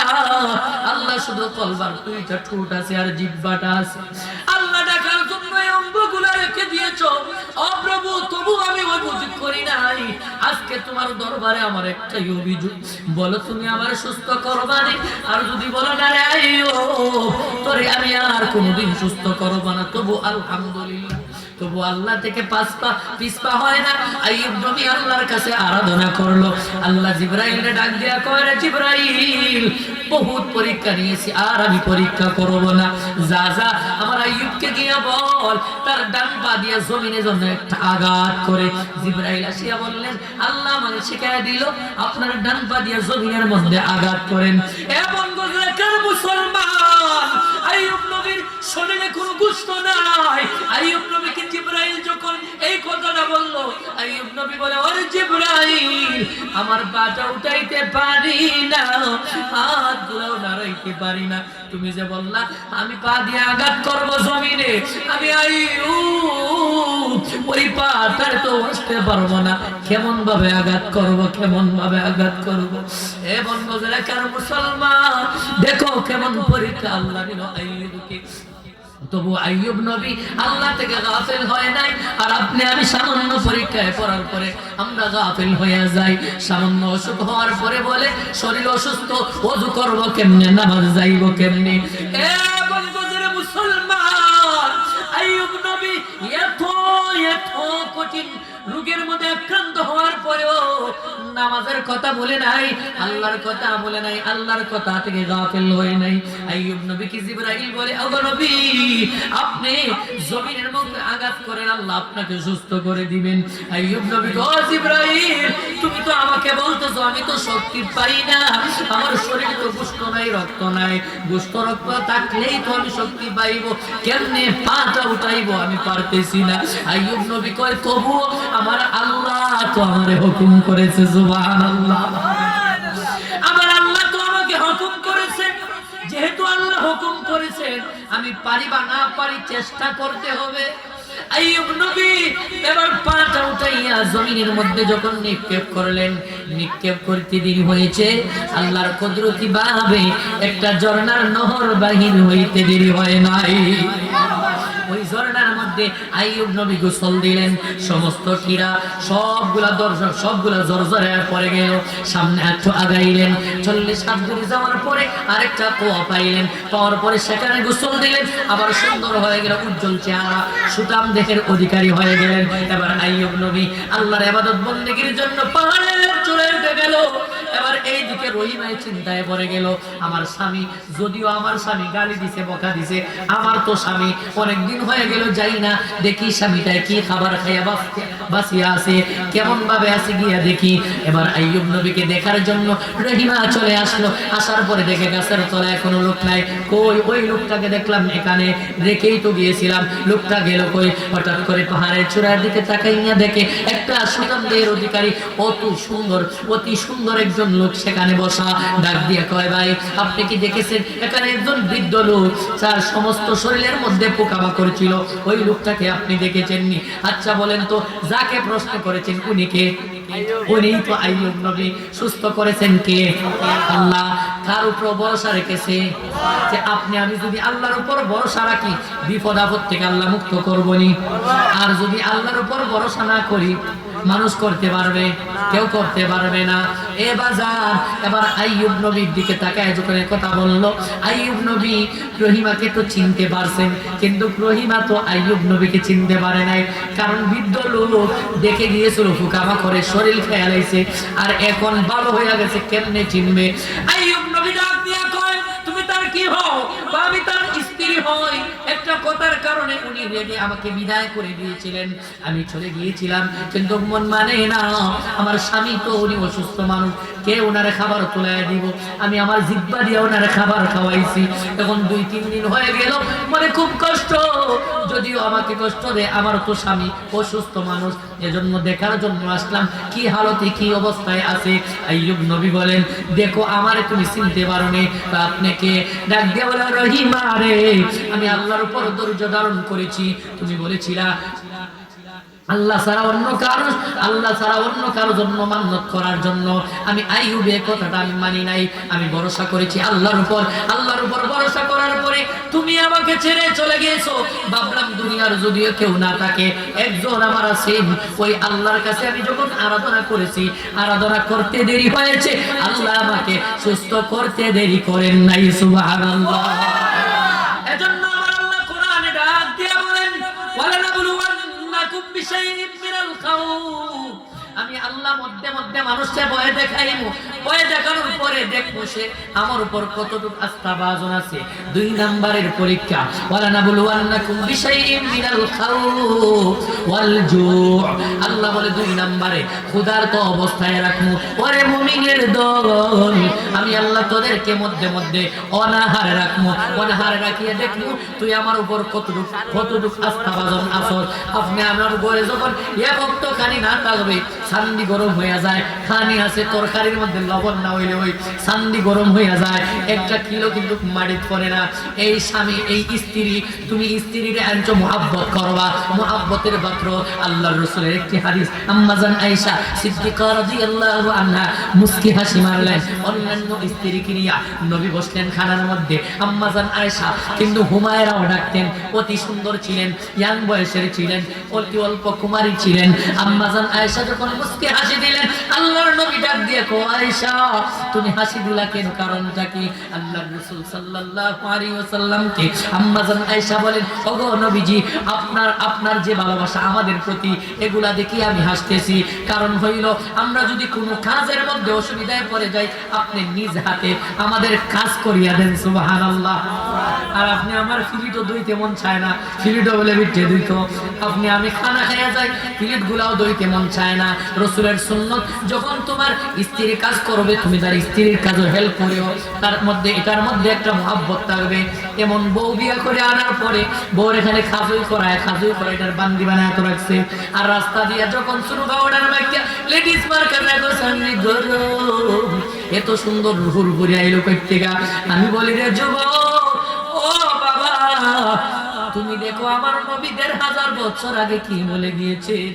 এই কথার উপর যদি আমল করো, তোমার ঘরে যেই তোমার স্ত্রী আছে, এটারে যখন অল্প অল্প কাজ করায়া সুন্দর করিয়া রাখবা, রাস্তাঘাটের হুড়পুরি কিন্তু ফেল মাইরা দিব। তুমি ওটারে না মুহাব্বত করিয়া বান্দিগিরি করিয়া সারাটা জীবন কাটাও, রাস্তার মাইয়া গো দেখে সকল দাও, কিন্তু এটা তো ভালো কাজ নয়। এ মুমিন, তুমি তো আল্লাহর গোলাম, হালালের দিকে তুমি বেশি তোমার নজর থাকবে, হারামের দিকে তোমার নজর থাকবে না। আমার বাবার ভাইরা বলতেছিলাম, আল্লাহ বললেন বলজু, আমি আল্লাহ 2 নম্বরে পরীক্ষা করব। ক্ষুধার্ত রাখিয়া, মানুষকে অনাহারে রাখিয়া আমি আল্লাহ পরীক্ষা করব। কেমন অনাহারে রাখবো? তাফসীর কারকগণ লেখেন, যদি মানুষ কৃষি কাজ করে, কৃষি কাজ করার পরে কৃষিক্ষেত যদি ধ্বংস হয়ে যায়, ধ্বংস হওয়ার পরে এটার মধ্যে একটা পরীক্ষা, দেখছেন না অনেক সময় আযাব গজব আসে, শিলা পাথরে তোমার ধানগুলা ক্ষেতগুলো সব নিয়ে যায়। আল্লাহ এটা কিন্তু একটা পরীক্ষা দেয়। আর আপনি এটা মনে মনে ভাবতে হবে যে পাথরে আমার ক্ষেত নিয়েছে, হয়তো এই ক্ষেতটার ধান খায়া চাল খায়া আমার ভিতরে হয়তো কোনো অসুবিধা আসতো, আল্লাহ কল্যাণের জন্যই নিয়েছে। এই আস্থাভাজনটা রাখতে হবে, তাহলে তোমার ভিতরে ঈমানটা যে মজবুত আছে এটা বুঝতে পারবেন। আমার আল্লাহ ডাক দিয়া কয়, ওয়ালা নাবলু আন্নাকুম বিশাইইম মিনাল খাউফ ওয়াল জু। ওরে বান্দা, আমি আল্লাহ তোমারে অনাহারে রাখিয়া পরীক্ষা করব। আপনি আমি একদিন না খাইলে শান্তি গরম, আর দু জাহানের বাদশা, ত্রিভুবনের বাদশা আল্লাহর পয়গম্বরের করে একদিন নয়, দুই দিন নয়, 3 দিন পর্যন্ত কোনো খাবার নাই। ওই বাদশার ঘরে যদি না খাবার থাকে রে ভাই, দেখেন কেমন কেমন পরীক্ষা আল্লাহ নিল। ইমাম হুসাইন গিয়া বলে মাকে, ও আম্মা জান, আমি আমরার ঘরে কোনো খাবার আছে? কই রে বাবা, পানি ছাড়া কোনো কিছু নাই। জান্নাতের বরঞ্চ জান্নাতের যুবকদের লিডার, সুবহানাল্লাহ বলবেন না?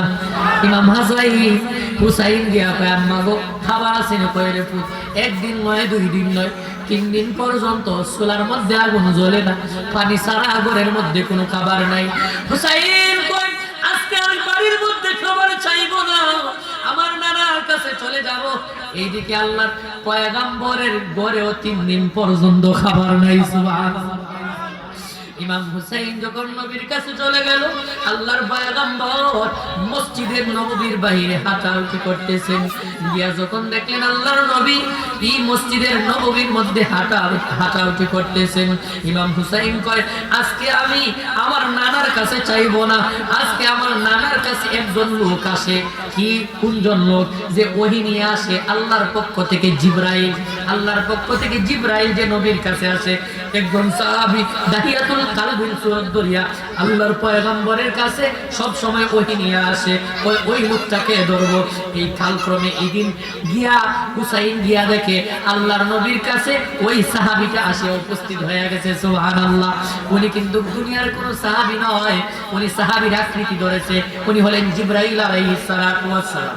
হুসাইন লুকছে 2 কাপড়, না না আসছিলাম মার কাছে খাবার খুঁজেছিলাম, মা কয় 3 দিন পর্যন্ত খাবার নাই, তখন আপনার কাছে আসছি, কিন্তু না না আপনাকে আমি বলবো না খাবারের জন্য, আজকে এমন একজনকে বলবো যে প্রত্যেকটা দিন দেখছি আপনার কাছে আসে, আসার পরে খানে খানে কি যেন বলে আবার হঠাৎ করে চলে আসে।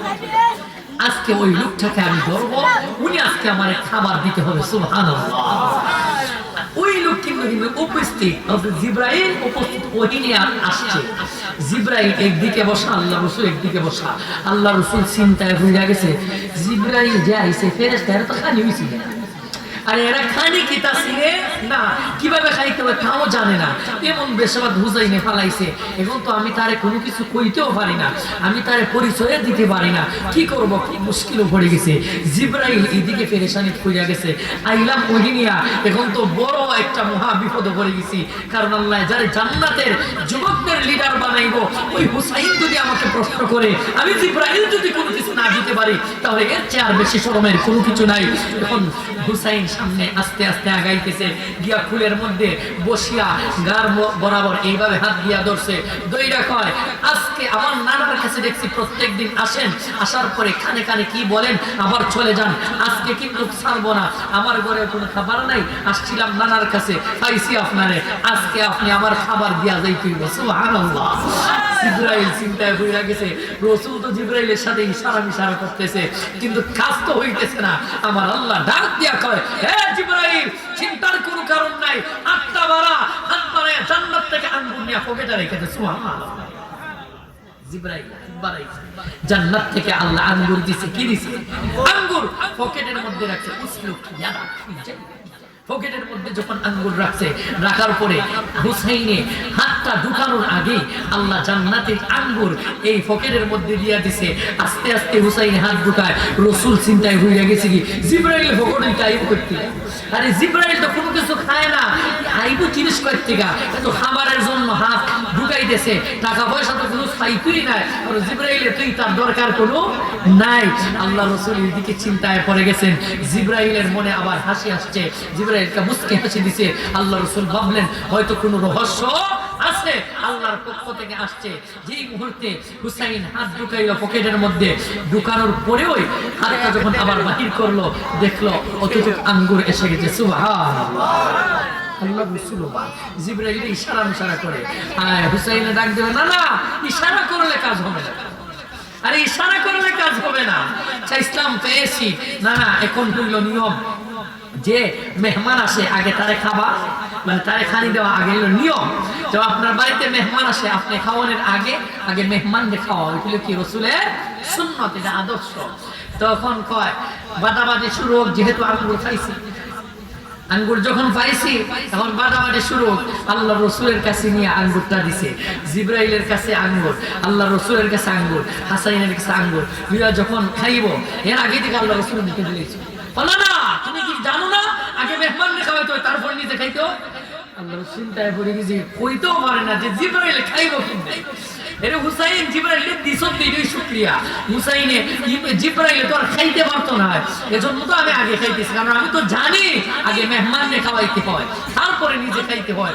কিন্তু এও জানি জিবরাইলে কোনো খাবার টাবার খাইতে পারে না, কিভাবে খাইতে হয় তাও জানে না, মনে মনে কইতেছে রাসূল, এজন্যই তো আমি আগে মুখে দিছি, না না আজকে খাওয়া যাবে না, আগে মেহমানে খাও, তারপর আমরা চিন্তায় পড়ে গেছি কি আল্লাহ শিখায় দিতেছে। কে শিখায় দিতেছে?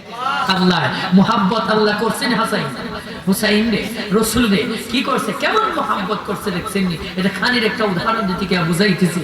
এবার যখন জিবরাইলে যখন খাইবো, জিবরাইলে ডাক দিয়া কয় আল্লাহ এমন জায়গা ফালাইছো, এখন তো খুব অসুবিধার মধ্যে, না খাইও পারতেছি না, তুমি এটা কিভাবে খাইতে হয় তা আমি জানি না। আল্লাহ কয় আমি তোরে শিখাই দিতেছি। সুবহানাল্লাহ। এ জিবরাইল, আজকে তুমি এই খাবারটা খাইতে হবে, কারণ যাকে আমি জান্নাতের জন্য সিলেক্ট করেছি যুবকদের লিডার হবে, ওই হুসাইনের জন্য আজকে খানিটাও তুমি শিক্ষা গ্রহণ করে নাও। জিবরাইলকে আল্লাহ শিখায়া দিলেন, ও জিবরাইল এইভাবে খাইতে হয়। জিবরাইল খানি শুরু করছে, রাসূলও খাইছে, হুসাইন খাইছে। জিবরাইল যখন বিদায় নিয়ে গেল, এবার জিবরাইল আল্লাহর রাসূল ডাক দিয়ে কয় হুসাইন রে, তুই তো বড় কঠিন একটা মানুষ, এ হুসাইন জীবনে কোনোদিন খানি ছিলে না, কিভাবে খাইতে হয় তাও জানে না, আজকে তুই খাওয়ায়া তারে শিক্ষা কইরা দিলে যে কিভাবে খাইতে হয়। ও হুসাইন, তোরে আমি শুধু ভালোবাসি না রে হুসাইন, স্বয়ং আল্লাহ ও তোকে ভালোবাসে। সুবহানাল্লাহ। আমার বাবারা ভাইরা বলতেছিলাম, আল্লাহ মানুষকে ক্ষুধার্ত অবস্থায় আল্লাহ পেরেশানির মধ্যে রাখবে। 2 নম্বরের পরীক্ষা আল্লাহ বলে, হে মুমিনের দল, আমি আল্লাহ তোদেরকে ক্ষুধার্ত অবস্থায় রাখবো, কিন্তু যদি ভরসা আমি আল্লাহর উপর রাখো, তাহলে আমি আল্লাহ তোর জন্য যথেষ্ট হয়ে যাইব। 3 নম্বরের পরীক্ষা, ওয়ালা নাবলুওয়ান্নাকুম বিশাইইম মিনাল খাউফি ওয়াল জুই ওয়া নাকসিম মিনাল আমওয়াল। আল্লাহ বলে 3 নম্বরে আমি আল্লাহ ধন সম্পদ দিয়ে আমি আল্লাহ তোরে পরীক্ষা করব। অনেক মানুষ আছে ধন সম্পদ পাইয়া নিজে খোদা দাবি কইরা লায়, আসেনি? আরে নমরুদ এত বড় ধনী ছিল, এত বড় ধনী হইয়া কয় আমার আর কোনো কিছু ভালো লাগে না, এখন খোদা হইবার মন চায়। কি হইবার মন চায়? খোদা হইবার মন চায়। বিশ্বের মধ্যে সারা বিশ্বটা 4 জন মানুষে চালাইছে। 2 জন ছিল মুসলমান, 2 জন ছিল নাস্তিক। সুলাইমান নবী, বাদশা ইস্কান্দার, জুলকারনাইন, কোরআনের ভাষায় জুলকারনাইন, বখতে নসর, ইহুদি খ্রিস্টানের মধ্যে বখতে নসর, আর বাদশা নমরুদ। 4 জনে অল পৃথিবীটা চালাইছে। আর আপনি আমি যখন গ্রামের মেম্বার চেয়ারম্যান হয়ে যায়, আপনারা খুঁজা মিলে না। এর আগে দেখা যায় আমরা খবর লাগে না, হেরা হইয়া সালাম করে, আসসালামু আলাইকুম মুসাবাহা ভাই হয়নি। কিন্তু যখন বুঝাবুঝি শেষ, তুমি জনগণের কোনো দরকার নাই। তবে সব চেয়ারম্যান আর মেম্বার এক জাত নয়, অনেক মেম্বার নীতিবান, অনেক চেয়ারম্যান নীতিবান আছে। এজন্য গ্রামের মধ্যেও শান্তি আছে, আর যার মধ্যে নীতিবান নাই ওই গ্রামের মধ্যে শান্তিও নাই। আমার বাবারা ভাইরা, আল্লাহ বলে ওয়াল আমওয়াল, আমি আল্লাহ তোমাদেরকে ধন সম্পদ দিয়া পরীক্ষা করব। কেমন পরীক্ষা করব? সুলাইমান নবীকে কেমন পরীক্ষা করেছিলাম, নমরুদকে কেমন পরীক্ষা করেছিলাম, ফিরাউনকে কেমন পরীক্ষা করেছিলাম, সুলাইমান নবীকে আল্লাহ এমন পরীক্ষা করেছিলেন।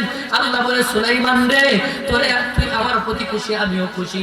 তুই খুশি হওয়ার কারণে আমি আল্লাহ খুশি হইয়া তোরে এত বড় রাজত্ব দিলাম। কেমন রাজত্ব আল্লাহ দিলেন? আল্লাহ সুলাইমান নবীকে এমন রাজত্ব দিলেন, সুলাইমান নবীর কথা বাতাস শুনে সুবহানাল্লাহ। বা সুলাইমা দাদে মুলক সরবানি, বা সুলাইমা দাদে মুলক ই খুশি। আল্লাহ সুলাইমান নবীকে এমন বাদশাহী দান করলেন। আল্লাহ বলে, সুলাইমান, পশু পাখি বাতাস যা কিছু আছে সব কিছু তোর আনুগত্য করে দিলাম। পশু পাখির ভাষাও তিনি বুঝতেন।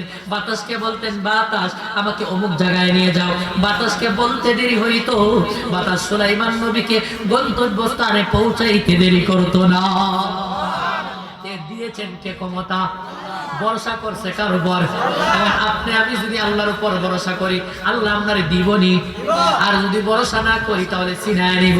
এবার এটা গেল মুসলমানের ক্ষেত্রে। এবার আসেন নমরুদ কি বলল? আল্লাহ আমারে দিছে, এখন আমার মন চায় আমি ইসলামের বিরুদ্ধে কথা বলি, আমার মন চায় আমি কোরআনের আয়াতগুলা পাল্টায় ফেলি। নাউজুবিল্লাহ বলবেন না?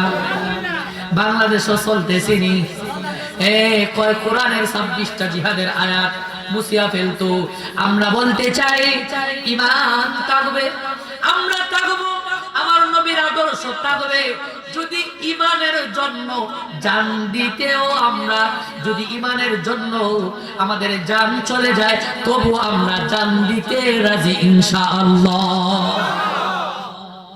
আমরা ইসলামের জন্য জান দিতে প্রস্তুত থাকতে হবে। ভাই, ঈমান নিয়ে কিন্তু চিনিমিনি চলতেছে। কিভাবে ঈমান থাকে ধ্বংস করা যায়, ইসলাম থেকে মানুষকে কিভাবে ফারেক করা যায়, বিচ্ছিন্ন করা যায়, মানুষ লাগছে উঠে পড়ে। লাগছে নি? লাগছে। এবার নমরুদ কয়, আল্লাহ তো আমার এত বড় সম্পদ দিয়েছে, কি করা যায়? পেরেশানি পড়ে গেছে। কয় কোনো কিছু না খুঁজে পাইয়া কয় এখন মন চায় খুদাই করব। কি করব? খুদাই করব। যত বাদশা, যত বড় ধনী আল্লাহর বিপক্ষে কথা বলেছে, কোরআনের উল্টো কথা বলেছে, যার যেই ধর্মের উল্টো কথা বলেছে, তাকে আল্লাহ আস্ত ছাড়ে নাই, সাইজ কইরা যাচ্ছে। ছাড়ছেনি? নমরুদ রে সামান্য নেংরা বসা দিয়া সাইজ করছে, ফেরাউন রে নীলদরিয়া সুবাইয়া সাইজ করছে। যখন সুবাই, তখন জিব্রাইল রে কয় একটু আমার উঠাইয়া দেখো, দিব না, খাদা মাছি মুটের মধ্যে, খাদা মাছি লইয়া মুটিতে যাইতে ঢুকাইছে। দেখ আর আল্লাহ ডাকতে, আল্লাহর খুদাই নিজে দাবি করছেন, দেখ ওই স্রষ্টার উপর আনুগত্য কর, যে তোকে সহায় সম্পত্তির মালিক বানিয়েছিল, সহায় সম্পত্তির পিছনে পড়িয়া তুই আল্লাহকে ভুলে গিয়েছিলে, আজকে বলছ। এজন্য আল্লাহ বলেন, ওয়ালানাবলুওয়ান্নাকুম বিশাইইন মিনাল খাউফ ওয়াল জু'i ওয়া নাকসিম মিনাল আমওয়াল। আল্লাহ বলেন, আমি আল্লাহ মানুষকে ধন সম্পদ দিয়া পরীক্ষা করব।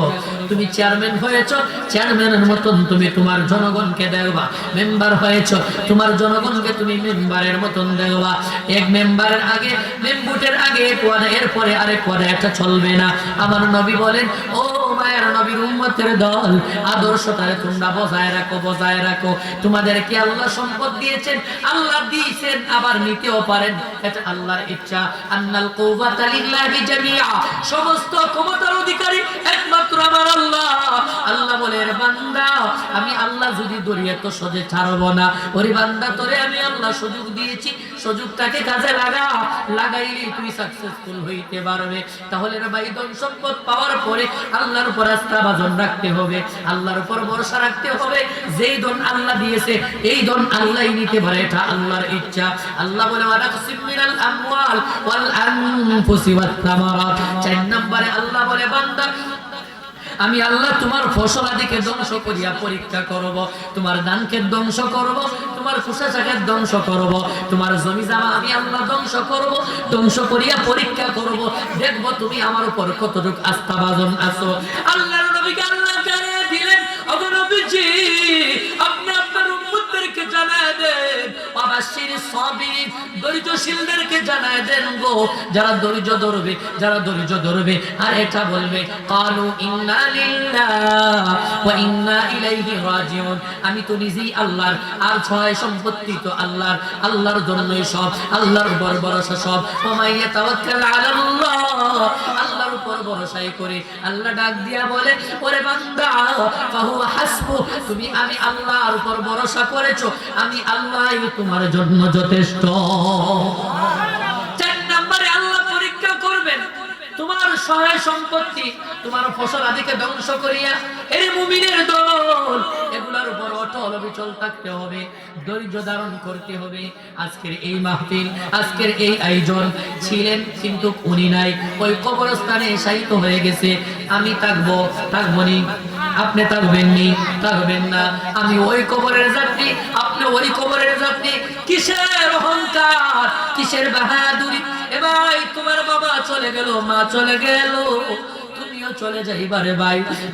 তিনটা কাপড় মাত্র ফেসাইয়া ওই কবরে রেখে আসবে। তুমি এত বড় ঘরের মালিক, এত বড় ফ্যাক্টরির মালিক, এত বড় এমপি, এত বড় মন্ত্রী, এত বড় তুমি বাদশাহ, শেষ পর্যন্ত তোমার সাদা কাপড় ফেসাইয়া, এত দামি কাপড়ও নাই, 500 থেকে 600 টাকা তো এই কাপড়ের দাম হবে, এটা দিয়ে ফেসাইয়া এমন ঘরে রেখে আসলো। তোমার কই বিরাট অট্টালিকা, কই বাতিওয়ালা ঘর, কই এসিওয়ালা ঘর? এখানের মধ্যে কোনো এসিও নাই, এখানের মধ্যে কোনো বাতিও নাই, কোনো বিছানাও নাই, কাদামাটির ঘর, অন্ধকার ঘর, সেই ঘর 3.5 হাত। আল্লাহর রাসূল বলেন আমল নিয়ে যদি না যাও, ইন্নাল আবরার লাফি নাঈম ওয়া ইন্নাল ফুজ্জার লাফি জাহিম। ওরে আমার উম্মতের দল, যদি আমল নিয়ে না যাও, কবরটা কেমন হবে, কেমন হবে জানোনি? ওই কবরটা তোমাকে এইভাবে চাপা দিবে, এক পাজরের হাতটি অন্য পাজরের দিকে এইভাবে ঢুকে যাবে। তখন আওলাদদেরকে ডাক দিয়ে বলবে ওরে আওলাদ, তোর জন্য কত কিছু করেছি, আজকে এমন করে রেখে গেলে আমার মাটিটা চাপা দিয়ে সহ্য করতে পারি না।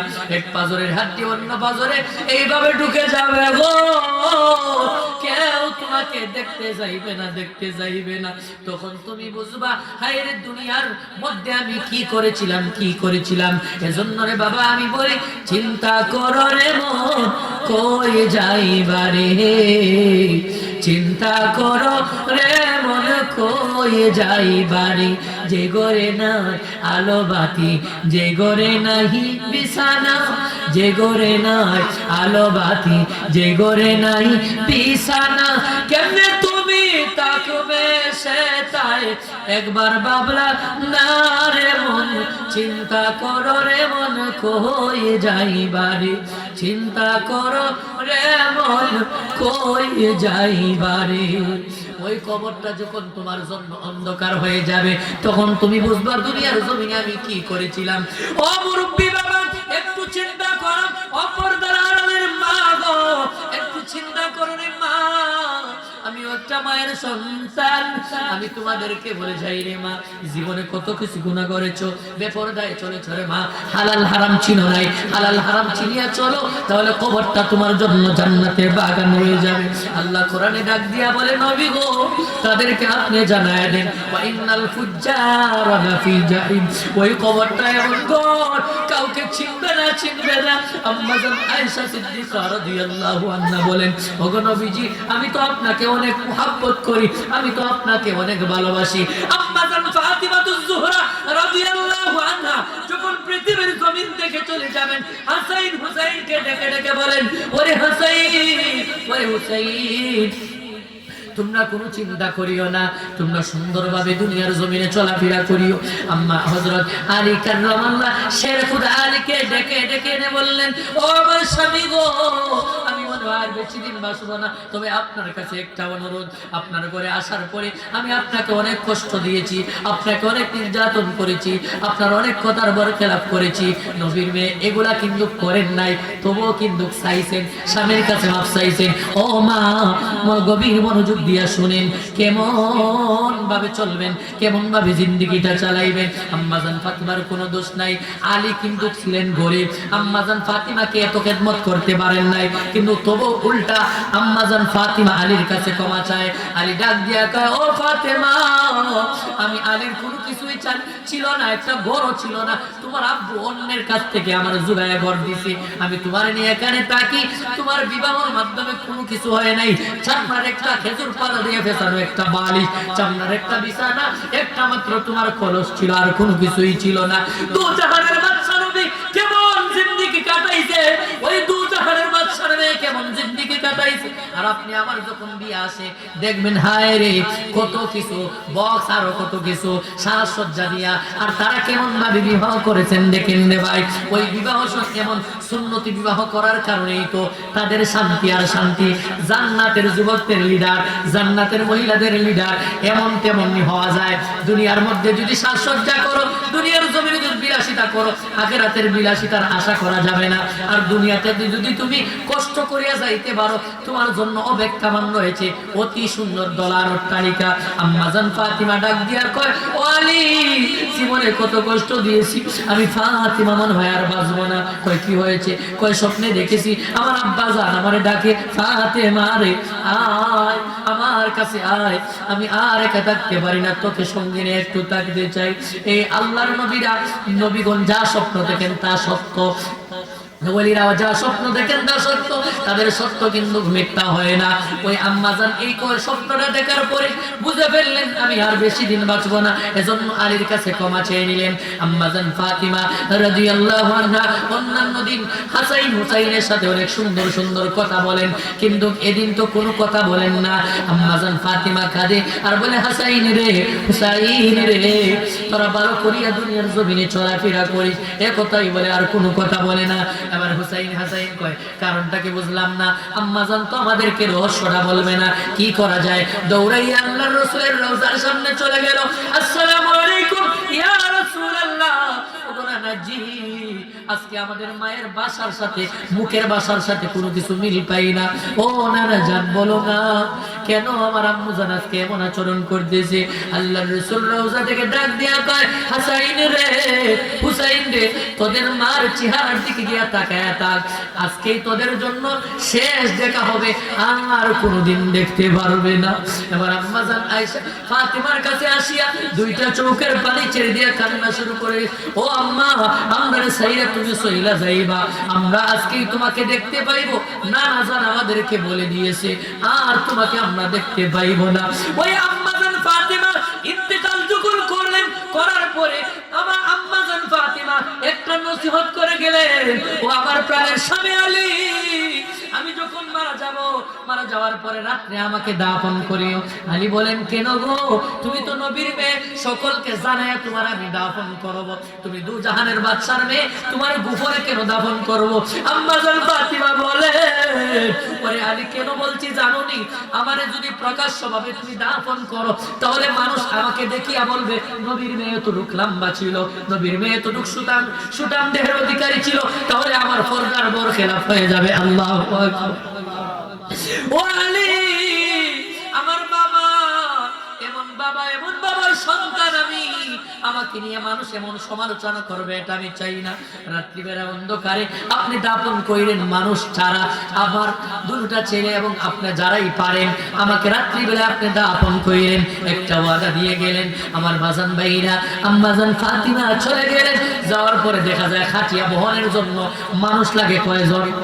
4 জন। আছে কয়জন? 3 জন। আলী, ইমাম হুসাইন, ইমাম হাসাইন মাত্র 3 জন। আলী অপেক্ষা রয়ে গেছে। আল্লাহর নবী ডাক দিয়া, আল্লাহর নবী একজন সাহাবীকে ডাক দিয়া বলে, সাহাবীর নাম হলো আবু যর গিফারি, ডাক দিয়া বলে, আবু যর, জলদি করিয়া আলীর বাড়িতে যাও, কি হইছে গো নবীজি? আবু যর কিন্তু গেফারি ঘুমে দেখতেছে স্বপ্নে, ইয়া রাসূলুল্লাহ কি হইল? হঠাৎ করে আমি ওদম গুনাহগারকে আবু যর গেফারিকে ডাকলেন, কারণটা কি? আল্লাহর নবী ডাক দিয়া কইরে, আমার মেয়ে ফাতেমা আর পৃথিবীর জমিনে নাই, তার লাশ বহন করার জন্য মাত্র 3 জন মানুষ লাগে, 4 জন। ও আবু যর গেফারি, তুমি জলদি করিয়া গিয়া আমার মেয়ের লাশটার কাটিয়া তুমি বহন করো।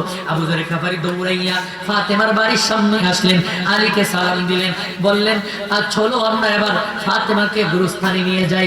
আলী কয়, ও আবু যর গেফারি, আমার যে স্ত্রী ইন্তেকাল করছে তুমি জানো কিভাবে? আবু যর গেফারি কয়, দুনিয়ার কোন লোক আমাকে সংবাদ দেয় নাই, আল্লাহর রাসূল স্বয়ং আমাকে স্বপ্ন যুগে বলেছেন এই জানাজায় আমি আবু যর গেফারি শরীক হওয়ার জন্য। এজন্যই আবু যর গেফারি ইমাম হাসান হুসাইন লাশটা যখন কবরের মধ্যে লয়ে গেলেন, লাশটাকে যখন দাফন করবেন এর আগ মুহূর্তে এ কথাটাই বোঝানোর জন্য ঘটনাটা বলতে হয়েছে। যখন ফাতেমাকে রাখলেন কবরের কাছে, রাখার পরে কবরকে ডাক দিয়া বলতেছেন, ও কবর, আজকে কাকে তোমার বুকে রেখে যাইতেছি জানোনি? কবর কোন উত্তর দেয় না। আবু যর গেফারি বলেন, আরে কবর, আজকে যাকে রেখে যাইতেছি উনি দু জাহানের বাদশার মেয়ে, যাকে না সৃজন করলে আল্লাহ দুনিয়া কোনো কিছুই বানাইতো না, তুমি মাটিকে পর্যন্ত বানাইতো না। ওই দু জাহানের কন্যা আম্মাজান ফাতিমাকে রেখে যাইতেছি, তার সাথে ছাইও, খবরদার কোন অসদাচরণ করবা। কবর কোন উত্তর দেয় না। দ্বিতীয়বার বললেন, আবু যর গেফারি ডাক দিয়া কয়, ও খবর, জানো নি আজকে কাকে তোমার বুকে রেখে যাইতেছি? যিনি জান্নাতের মহিলাদের লিডারনি হবেন, নেত্রী হবেন, উনাকে রেখে যাইতেছি। সাবধান, তুমি তার সাথে বদ আচরণ করিও না। এ কবর, জানো নি আজকে তোমার বুকে কাকে রেখে যাইতেছি? যে জান্নাতের যুবকদের লিডার হবে ইমাম হাসান এবং হুসাইনদের মাকে তোমার কাছে রেখে যাইতেছি। আবার ডাক দিয়ে আবু যর গেফারি বলে, ওরে কবর, জানো নি তোমার বুকে কাকে রেখে যাইতেছি?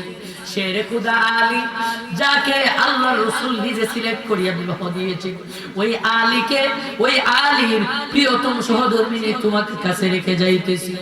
এবার আল্লাহর পক্ষ থেকে কবরের জবানটা খুলে গেল, বাইরে এটাই বোঝানোর জন্য আপনি আমি কেমন নেক আমল করেছি। তারা যদি জান্নাতের সার্টিফিকেট প্রাপ্ত হইয়াও কবর তাদের সাথে কেমন কথা বলে দেখুন। এবার কবরটা ডাক দিয়া কয়, ও আল্লাহর রাসূলের সাহাবী আবু যর, তুমি যে আমার কাছে পরিচয় দিয়েছো, আমি কবর কারো পরিচয়ের গোলাম নয়। তুমি যে আমাকে বলেছো নবী কন্যা, তুমি যে আমাকে বলেছো ইমাম হাসান হুসাইনের আম্মা, তুমি কে বলেছো জান্নাতের মহিলাদের লিডারনি হবে, তুমি যে আমাকে বলেছো শের খুদা আলীর স্ত্রী, আমি এর পরিচয় নিতে চাই না। আমার কাছে কোনো পরিচয়ের দরকার নাই। আমার যে ওয়ার্ডার দেওয়া এই ওয়ার্ডারে আমি কাজ করি। আমি কবরের মধ্যে কোনো পরিচয় চলে না। আওয়াজ দিয়ে বলবেন না আল্লাহু আকবার। এখন যদি কও কিরামান কাতিবিন রোজা হাশরের দিন, ওই কয় ওই দেখেন, আরে কিরামান কাতিবিন রোজা হাশরের দিন, আল্লাহর দরবারে যেদিন করবে অভিযোগ, আমি বলবো দুনিয়ায় ছিলাম অমুক বাবার লোক। চলবে চলবে, হাদিসের কথা, আমার কথা না, স্পষ্ট হাদিসের মধ্যে আবু যর গেফারির সাথে ওই কবরে কথা বলছে। এখন বলেন আপনি কিটা কইবেন? এটা কইবেন নি? আরে কিরামান কাতিবিন রোজা হাশরের দিন, আল্লাহর দরবারে যেদিন করবে অভিযোগ, আমি বলবো দুনিয়ায় ছিলাম অমুক বাবার লোক। বললে চলবে নি? রেডি করো বাবার মান সো হবি এই গিয়াতে বস না, আমল নাই, ইমান নাই, কোনো কিছু নাই। ফিসাবে সব দোষ দিলাম। ফিসাবে হিকায়ে নামাজটা, কিন্তু নামাজটা আমার নিজে পড়ে না, ফিসাবে দোষ। আমি তো অনেক জায়গায় যাই, দেখি একবার যে সত্য কথা, এটা পীর সাহেবরা কোনোদিন গুমরাহ করে না মানুষ, তারা মানুষকে সুপথ দেয়, সবক দিয়া দেখে জিজ্ঞাসা করেন কিন্তু মুরিদ যারা সবক দিয়া দেয়, কিন্তু আমল করে না মুরিদে, খালি পীর সাহেবের দোষ দেয়। আর পীর সাহেবের দোষ আর বদনাম, কিন্তু পীর সাহেব হুজুর কিন্তু ভালো ভালো রাস্তা মানুষকে দেখায়, নিজে আমল করে না। তাহলে ভাই কবর কোনো কিছুর পরিচয় দিলে চলবে? চলবে না। নিজের আমলের পরিচয় দিতে হবে, তারপরে যে পরিচয়টা দিবেন সেই সময় তোমার সন্তান কাজে লাগবে, নেক সন্তান, পীর সাহেব, নবী, তখন তোমার কাজে লাগবে। প্রথম অবস্থায় তোমার নিজের হিসাব নিজেই দিতে হবে। কবর কয় আমার কাছে এরকম, এই যে আপনি প্রশ্ন করেছেন এগুলো আমার কাছে চলবে না, আমি কবর শুধু দেখবো তার আমলটা কেমন। সুবহানাল্লাহ। আল্লাহ বলে ইন্নাল আবরারা লাফি নাঈম ওয়া ইন্নাল ফুজ্জারা লাফি জাহিম। ওরে বন্ধুদের মুসলমান, কি আমল করছো, কি নিয়ে কবরে রওনা দিয়েছো, একবার চিন্তা করো রে ভাই। ওই কবরটাকে রেখে আসার পরে বললাম না যে ওই কবরটার কাছে কোনো পরিচয় চলবে না। ওই কবরটা দুইটা পাথরের হাড্ডিটাকে এইভাবে একত্রিত করে দিবে। তখন তুমি শুধু বলবে আওলাদ রে, তোর জন্য দুনিয়ার জমিনে কত কিছু না করলাম রে আওলাদ, তোর জন্য কত কিছুই করেছি। এ বন্ধুদের মুসলমান, মা জীবনে কত গুনাহ করেছো, একবারও কি মন চায় না তাহাজ্জুদের ওয়াক্ত দাঁড়াইয়া, নামাজের মাসাল্লায় দাঁড়াইয়া আমার আল্লাহকে ডাক দিতে? একবার কি মন চায় না? এর যুবক মসজিদে গিয়া সিজদায় পড়ে আল্লাহর দরবারে কাঁদতে কেন মন চায় না? কেন মন চায় না? ঈমান দুর্বল হইয়া গেছে, শয়তানের ধোঁকায় পড়ে কল্পটাকে নষ্ট করে ফেলেছো। এজন্য কবরের কথা শোনার পরেও কান্না আসে না, এজন্য মৃত্যুর কথা শোনার পরেও কান্না আসে না, এজন্য জাহান্নামের কথা শোনার পরেও কান্না আসে না। এ যুবক ভাইরে, অন্তরের মধ্যে জাহান্নামের ভয় ঢুকাও, অন্তরের মধ্যে কবরের ভয় ঢুকাও। ওই কবরটা কারো জন্য জান্নাত, আবার কারো জন্য জাহান্নাম হবে। আল্লাহর নবী বলেন আল কবরু ইম্মা রাউদাতুন মিন রিয়াদিল জান্নাহ ওয়া ইম্মা হুফরাতুন মিন হুফারিন নার। কবরটা কারো জন্য জান্নাত, আবার কারো জন্য জাহান্নাম হবে। আজকের এই মিলাদ, আজকের এই ওয়াজ, আজকের এই মাহফিল, এই যা কবরবাসীর উদ্যোগে যে করা হইতেছে, যদি এমন কোন নেক আমল করে, নবী হাদিসের মধ্যে বলেন যদি কবরবাসীর জন্য কোরআন তিলাওয়াত, মানুষকে হেদায়েতের বাণী শোনানোর একটা ব্যবস্থা করা হয়, এই ব্যবস্থা যখন তাদের উপলক্ষে করা হয় তখন তারা কবরের মধ্যে আনন্দে আত্মহারা হয়ে যায়। আনন্দে আত্মহারা হওয়ার পরে আল্লাহ ফেরেশতাদের মাধ্যমে জিজ্ঞাসা করে তারা কেন আজকে হাসাহাসি করতেছে। দেখা যায় এত আযাব গজবের থাকার পরেও তারা খুব আনন্দে আত্মহারা, কারণটা কি? ফেরেশতারা গিয়ে ওই লোকটাকে জিজ্ঞাসা করে, লোক ডাক দিয়া কয় আমি কিছু আওলাদ রেখে আসছিলাম, আজকে তোমার প্যান্ডেল সাজাইয়া কোরআনের বয়ান শোনায়, জান্নাতের বয়ান শোনায়, কবরের বয়ান শোনাইতেছে, কিভাবে থাকবো, কিভাবে আসবো, এগুলার বয়ান শোনাইতেছে। এজন্য আমরা হাসতেছি, আমরা এজন্যই তাদেরকে ধন্যবাদ, এমন একটা আয়োজন আমাদের জন্য করেছে। ফেরেশতারা দৌড়াইয়া আল্লাহর কাছে যাইবে, আল্লাহ ওই তোমার বান্দারা এজন্যই হাসতেছে, তাদের জন্য নাকি মুনাজাত করানো হইতেছে, তাদের জন্য নাকি তাদের অপেক্ষা করিয়া তাদের মাধ্যম ধরিয়া একটা কোরআনের আয়োজন করা হইতেছে।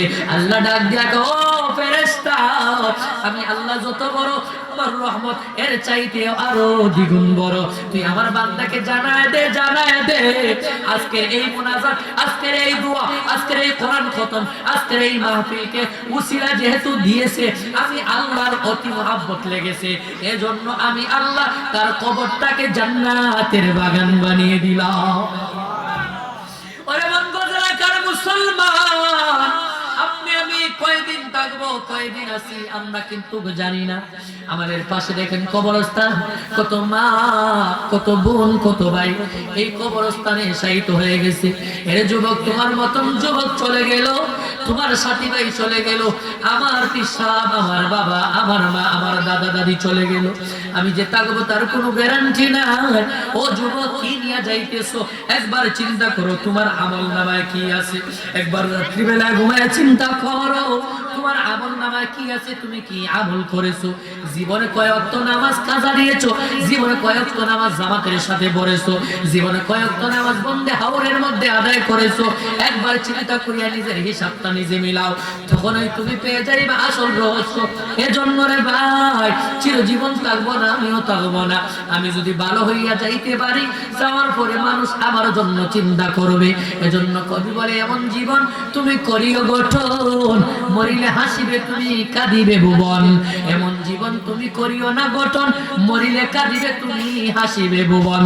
এমন জীবন তুমি গঠন করো, গঠন করার পরে দেশ কেন সব জায়গায় মানুষ তোমার জন্য কাঁদবে।